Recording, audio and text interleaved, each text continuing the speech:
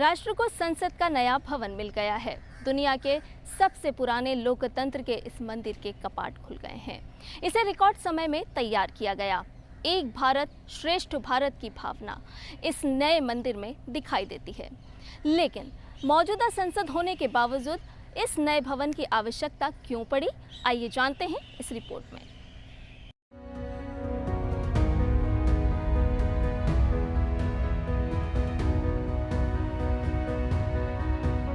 भारत की संसद की ये दो अनमोल तस्वीरें हैं। एक तरफ जहां 100 बरस से ज्यादा पुरानी विरासत खड़ी है जो गुलामी से आजादी के सफर की गवाह है, तो दूसरी तरफ आधुनिकता की मिसाल ये बुलंद इमारत।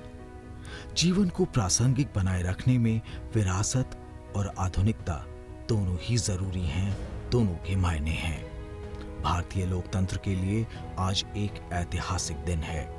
कहते हैं समय का प्रवाह जब आगे बढ़ता है तो बदलाव लाता है, और आज उसी बदलाव के साक्षी हम और आप बने हैं। देश का जन जन बना है। ऐसे सुखद क्षण जिसके साक्षी हम जीवन काल में शायद एक ही बार बन पाते हैं।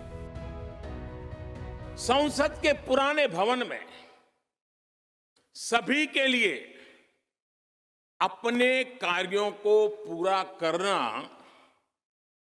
कितना मुश्किल हो रहा था, ये हम सभी जानते हैं। टेक्नोलॉजी से जुड़ी समस्याएं थी, बैठने की जगह से जुड़ी चुनौती थी। इसलिए ही बीते 1.5-2 दशकों से ये चर्चा लगातार हो रही थी कि देश को एक नए संसद भवन की आवश्यकता है।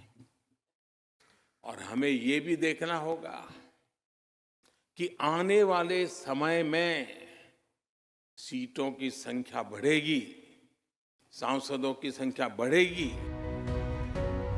आज देश के लिए संसद के नए भवन का अवतरण गौरव से भरा हुआ है। कहा जाता है कि आज का बोया हुआ कल दिखता है। ऐसे ही आज की चुनौतियां आने वाले कल में अवसर बन जाती हैं, और ऐसे अवसर अगर आत्मसात किए जाएं तो किसी बड़े बदलाव की जमीन बन जाते हैं। कई बार अतीत भी इसी राह हमारे सामने आ खड़ा होता है, और ये सुखद संयोग ही नहीं है कि नए भवन में देश के तमाम प्रतीक रोशन हुए हैं। लोकसभा का आंतरिक हिस्सा यहां भी देखिए, यहां भी देखिए। राष्ट्रीय पक्षी मोर पर आधारित है।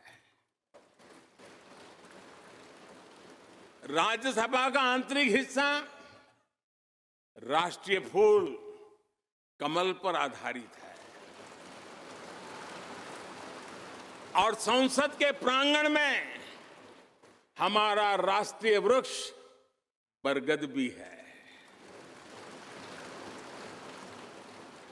हमारे देश के अलग अलग हिस्सों की जो विविधता है, इस नए भवन ने उन सबको समाहित किया है।